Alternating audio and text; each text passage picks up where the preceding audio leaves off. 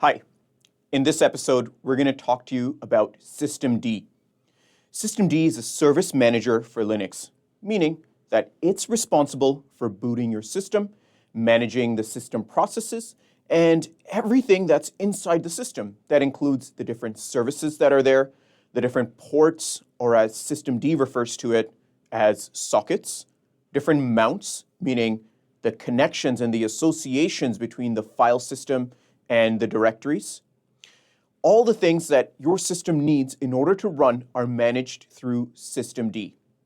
So again, Systemd is the init system and service manager for Linux, which is responsible for booting, managing the system processes, and handling the different services.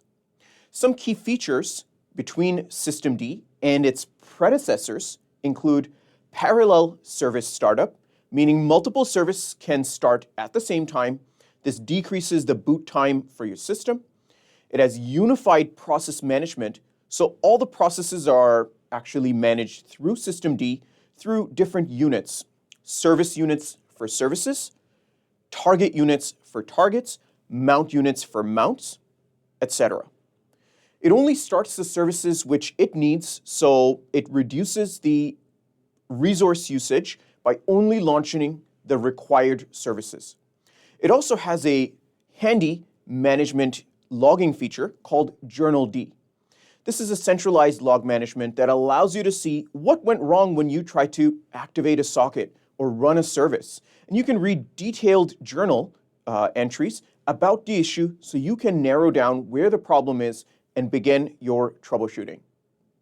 There's several different unit types which Systemd manages, including service units, which are your background processes. So if you have a FTP server, this background process that runs the FTP server is based out of the ftp.service unit.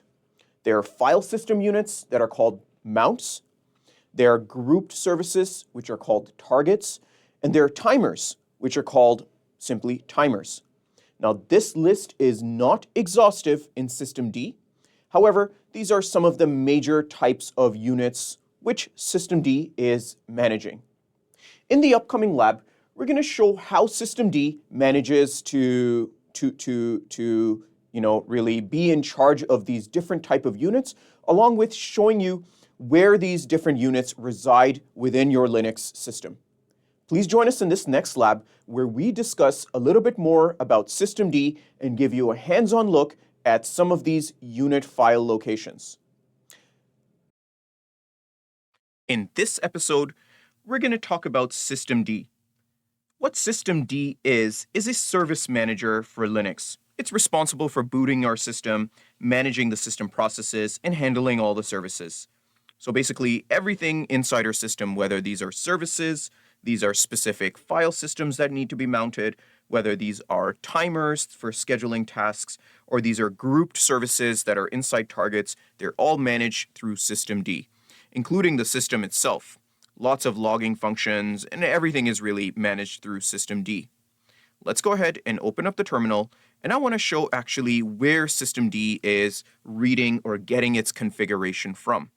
Now, some of these locations are privileged, so I'm actually going to switch to my root user here, and I'm going to show you the first location, which is usr lib systemd system. Now, this location is where any service or Systemd file will reside. So if I actually show you ls and show you this directory, you should see a lot of things. Service files that are ending in .service here. There are target files, which are grouped services that are ending in .target. There are path files, mount files meant to mount file systems. You can see all of these services, of course, are part of the system. And how they're managed is through Systemd. It reads all the files and the details of the file, how to start a service, what are the dependencies, all the details about certain services, certain sockets, certain targets, is all inside that configuration file. So then Systemd understands how to,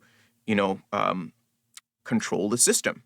So this is the default location where files are going to be found when you install some packages. Of course, Linux, being highly customizable, also has a second location, which is inside the etc systemd system directory. And here you can find additional files that can be part of systemd. Again, if you are going to customize and edit your service files or any other systemd files, they will then reside here. And the final location is run systemd system, which is simply the runtime configuration. Currently, we find it empty. So these are the three locations where you will find systemd files. Again, you shouldn't edit these files directly, but there's a way to actually, of course, edit in case you want certain services to work certain way. So I hope you've learned something in this episode about systemd and how systemd uses unit files like that we're looking at in order to manage the server and the system. Thank you for watching this episode. I'll see you in the next one.